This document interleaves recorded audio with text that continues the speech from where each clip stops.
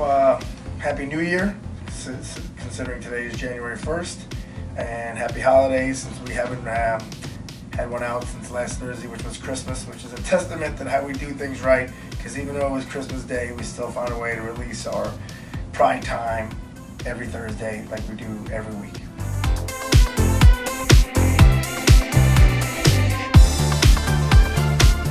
So, getting back to recapping, Grapple of the Garden was the beginning, I believe, of our turnaround.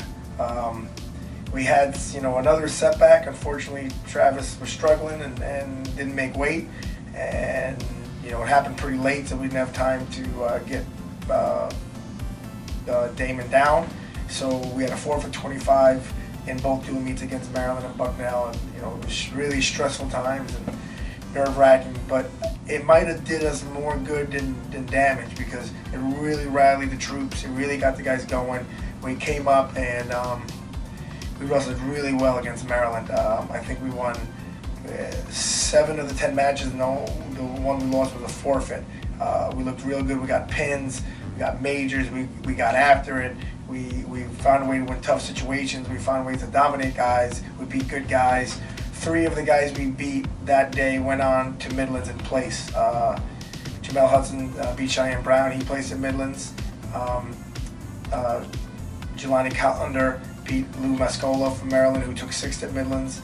And Frank Afrani beat Snook from Maryland, who took 4th at Midlands at 174. So at the end of the day, we wrestled real well. We beat them pretty handedly. They're a Big Ten team. It's a big-time program. It was a good win for sure.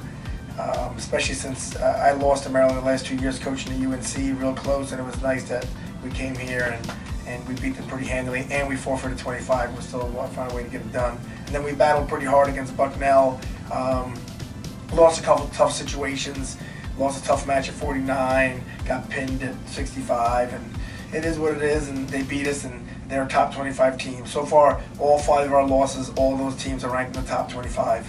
So, and we're getting better. So we were 1-1 at the Grapple. It was in New York City. It was a great event. We had great fan support. Some of my former teammates were there, and it was a good turnout. And the win against Maryland, I really believe, set us at a new trajectory, and the guys that are competing well and fired up. So.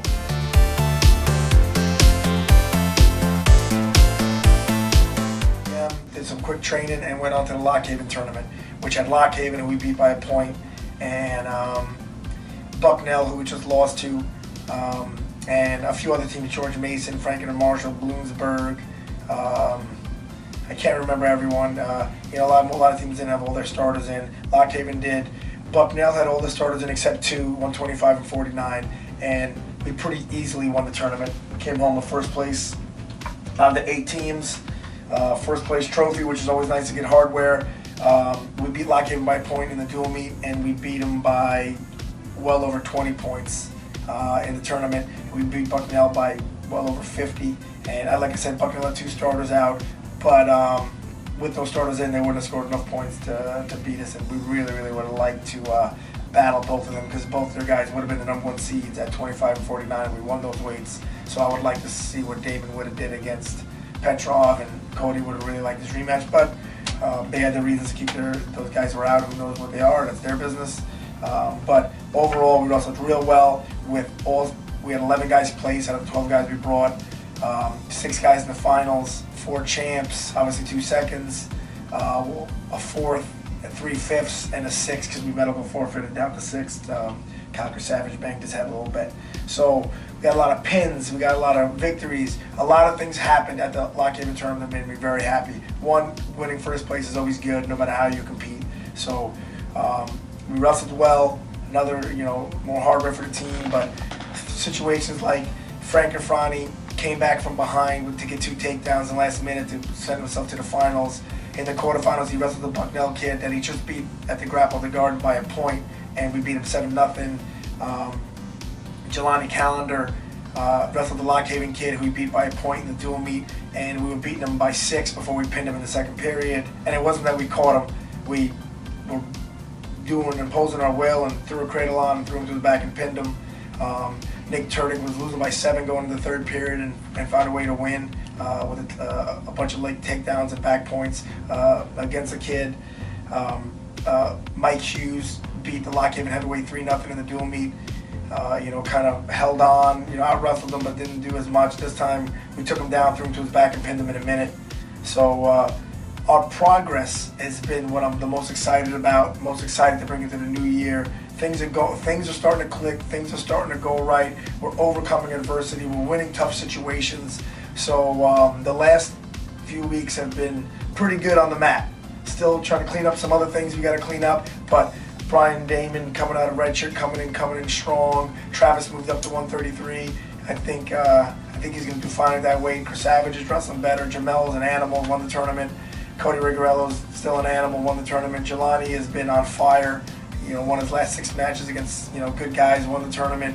Turdick is having his best season yet. Frank's finally coming into his own. Took second.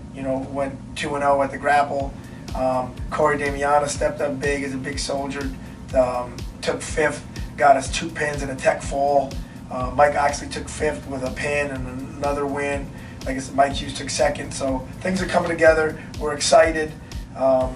Like I said, the grapple went well, Lock Haven went well. Now we're just into a nice training phase. We actually don't compete again until January 9th against Princeton. So we get a nice over a week of training that we're really going to focus on things we need to focus on, really get our bodies ready, really get our minds ready. There's no school. So at this point, we're just going to get it done. So Happy New Year. Get ready for us next week. It's going to be a quick one next week. Probably just some more highlights. And looking forward to seeing you guys January 11th and hopefully January 9th at Princeton and January 11th when we wrestle Oklahoma at home at 1 p.m.